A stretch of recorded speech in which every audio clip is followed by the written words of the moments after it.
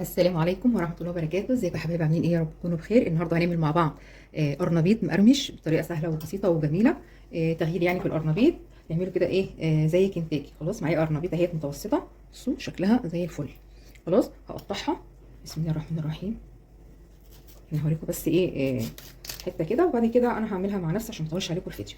هقطع كده. بصوا الاول انا عايزه طبعا اشيل ده عشان ده بيبقى طعمه مش حلو في كده من بره، كده تلاقي جلديه بتبقى سميكه شويه. فدوت كده نحوشه على قد ما نقدر، وبعد كده نقطعها. طبعا انا حاطه ميه بتغلي على البوتاجاز، هحط فيها شويه ملح واحط فيها شويه كمون. الميه هحط فيها ملح وكمون. خلاص، ممكن احط فيها برده رشه سكر. آه، تدينا برده ايه، تخلي القرنبيط يبقى مسكر. بصوا انا قطعه طبعا حتت صغيره عشان احنا مش بنحب يعني يكون كبير. خلاص اهو، اهو كده تمام. هقطع بقى القرنبيطه كلها وهرجع لكم. خليكم معايا. بصوا حبايبي، اللي انا قصدي عليها علشان خاطر برضو البنات الصغيره اللي هم لسه داخلين مطبخ جديد. بصوا عشان ديت ايه هتبقى باينه اكتر من الحته اللي انا قطعتها الاولانيه. بصوا اهي، اللي انا بقول لكم عليها القشريه اللي بتبقى سميكه من بره دي اهي. خلاص، حبيت اوريها لكم علشان خاطر تبقوا عارفين. دي شيلوها علشان خاطر طعمها بيبقى رخم في الاكل، ما بتبقاش حلوه. لو سبتوها ما بتبقاش حلوه في الاكل، فشيلوها كده على قد ما تقدروا. هكمل بقيه القرنبيطه وهرجع لكم، بس يا ريت ما تنسوش اللايك والاشتراك والكومنت الحلو بتاعكم. خليكم معايا.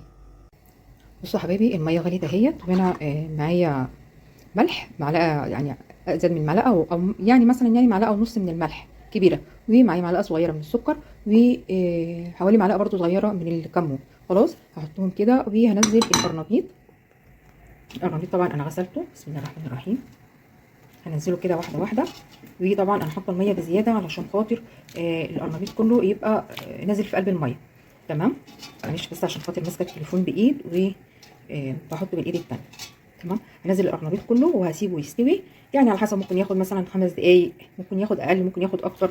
همسك الحته دي واشوفها، لو هي مثلا يعني بقت كويسه مش مهريه مش هسيبه يتهري، لا يعني ادوس عليها كده شويه كده الاقيها ماسكه نفسيها، يبقى كده خلاص ايه استوي. ولا منها تبقى ناشفه ولا منها تبقى طريه قوي. خلاص هسلق القرنبيط، وعقبال ما يتسلق هروح انقي الخضره. ايه طبعا معايا خضره شبت وبقدونس وكزبره. حطوا الخضره اللي انتوا عايزينها اللي انتوا بتحبوها. هنقها واغسلها وهنشوف هنعمل مع بعض الخلطه ازاي. خليكم معايا. بصوا بقى يا حبايبي، انا طبعا بعد ما سلقت القرنبيط وسبته يبرد، كنت بقى هعمل ايه؟ هعمل الخلطه بتاعتنا عباره عن ايه؟ عن كوبايتين دقيق. الدقيق ده طبعا نخلان. خلاص كوبايتين هما. بسم الله الرحمن الرحيم. ونص كوبايه نشا. معايا معلقه بيكنج باودر، ومعايا البهارات. ملح معلقه كبيره، وكمون نص معلقه، يعني نص معلقه صغيره، ما نكترش الكمون عشان خاطر ما يمررش. برده نص معلقه من الكزبره وبالشطه حسب الرغبه. وهنا معايا كركم، ومعايا رشه زعفران. ده طبعا اختياري براحتكم، لو عايزين تحطوه تمام، مش عايزين تحطوه تستكفوا بالكركم خلاص براحتكم. هو كده كده مش بيعمل طعم يعني، بس عشان خاطر يدينا اللون الاصفر الحلو للقرنبيط. تمام. هحط كل ده كده. هحط البيض. طبعا هكسر البيض معايا بيضتين، مش هحط اكتر من كده، هحط بس بيضتين بس، هكسرهم واحطهم واحده واحده عشان خاطر ما اطولش عليكم الفيديو. ومعايا ميه هحطها بالتدريج. الخليط ده هعمله شبه خليط الكيكه او اخف شويه. انا برده هوريكم الخليط هيبقى عامل معايا ازاي. نفس المقادير ديت اللي هنا هي هعملها تاني، بس طبعا من غير بيض ولا ميه، ما يكونش فيها لا بيض ولا ميه. يعني المكونات اللي هنا هي اللي انا هعملها هنا. برده كوبايتين من الدقيق، وربع معلقه ربع كوبايه من النشا. وطبعا الحاجات ديت نخلاها زي ما قلت لكم. وهحط بيكنج باودر حوالي برده معلقه ممسوحه. تمام. ونفس البهارات اللي انا حطيتها هنا هي اللي انا هحطها برده هنا. تمام. بس كده، مش هحط لا بيض ولا ميه في الخليط ده. الخليط ده هيفضل كده جاف. خلاص هكسر البيض واحده واحده واحطهم. وعشان برده ما اطولش عليكم الفيديو هعمل برده حاجه، الثوم. معلش انا نسيت اقول لكم، انا حطيت حبه بصل باودر وثوم باودر في الخليط بتاع الدقيق اللي هو لوحده. خلاص برده ده اختياري، عايزين تحطوه حطوه، مش عايزين تحطوه براحتكم. هدق كام فص ثوم، ومعاهم حبه ملح صغيرين وحبه خضره، هدقهم في الهون هنا، وبعد كده هحطهم هنا. خلاص هدقهم وهنشوف هنعمل ايه مع بعض. خليكم معايا. بصوا بقى يا حبايبي، انا دلوقتي دقيت الثوم زي ما قلت لكم مع حبه خضره. خلاص هحطهم كده على الدقيق. لما تعملوا الحركه ديت يا بنات بتخلي ريحه القرنبيط حلو قوي. يعني انا كنت بدق كمان الخضره كلها. خلاص فانا دقيت حبه وخليت حبه مش مدقوقين. تمام. هكسر بقى البيض. بسم الله الرحمن الرحيم. هكسره كده واحده واحده. طبعا انا غسلته من بره قبل ما اكسره. خلاص اطمنت ان هي تمام احطها. بسم الله الرحمن الرحيم. اكسر التاني كمان.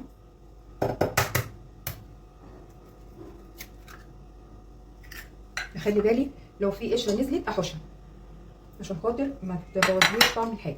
ولازم اي بيض لازم هحط عليه خل او ليمون. يعني ما عندكيش خل حطي ليمون. احط كده حوالي كده معلقتين كده كبار. وهحط بقيه الخضره. بسم الله الرحمن الرحيم. واقلب كل الكلام ده وهنزل بالميه طبعا واحده واحده. بسم الله الرحمن الرحيم. هقلبه كله مع بعضه وخليكم معايا ما تروحوش في اي حته. نستنى نشوف هنعمل ايه تاني مع بعض. بصوا يا حبايبي انا قلبت اهوت الخليط اهو. بصوا عامل ازاي. لا منه تقيل قوي ولا خفيف قوي اهو. خلاص. الخضره طبعا انا خدت الورق بس ما خدتش العيدين. تمام.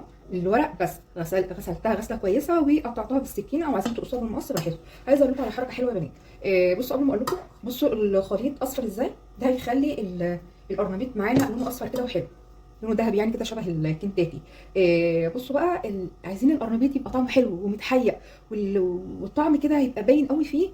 حطوا القرنبيط في الخلطه وسيبوها حوالي 10 دقايق او ربع ساعه. سيبوها 10 دقايق او ربع ساعه. وبعد كده تطلع من الخليط دوت ونشوف هنعمل ايه فيها.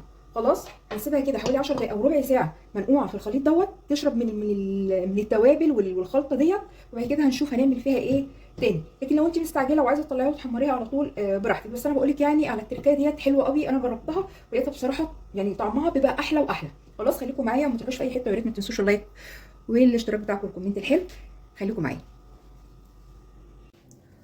بصوا يا حبايبي بعد ما سبت القرنبيط شويه في قلب الخلطه هطلع بقى من هنا. احط هنا طبعا دوت الدقيق والنشا اللي انا عملته. قلت لكم ده هنركنه على جنب لغايه ما هنشوف هنعمل فيه ايه. طبعا في البهارات وفي حبه ملح والكلام ده كله. نفس البهارات اللي حطيناها هنا حطيناها هنا. هطلع بقى من هنا كده. بسم الله الرحمن الرحيم.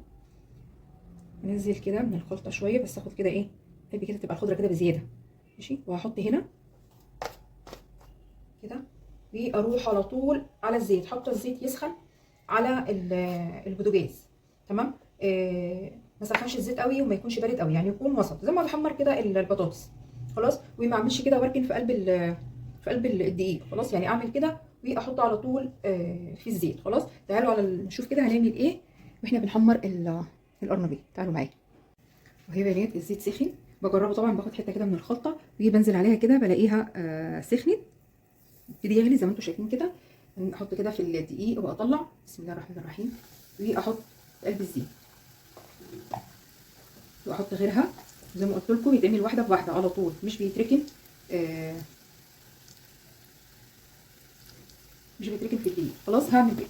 هعملهم انا بقى هحمر. طبعا التحمير دوت حسب ما انت عايزه يعني تزودي عليه التحمير براحتك. مش عايزه تزودي عليه التحمير وتخليه لونه ذهبي فاتح براحتك. طبعا بعد ما هحمر هطلع على طول في قلب المصفى علشان خاطر ما يتروش. برده طلعيه في مصفى. يعني اي حاجه بتحمريها طلعيها حطيها في مصفى عشان خاطر ما تتروش. بعد ما احمر هرجع لكم ونشوف هيبقى شكله ايه معايا.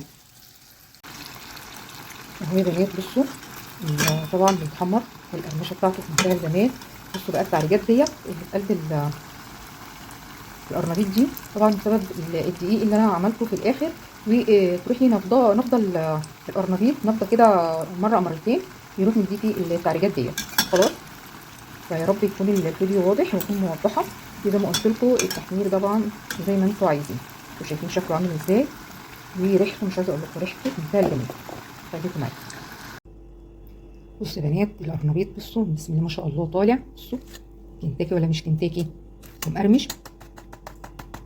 سامعين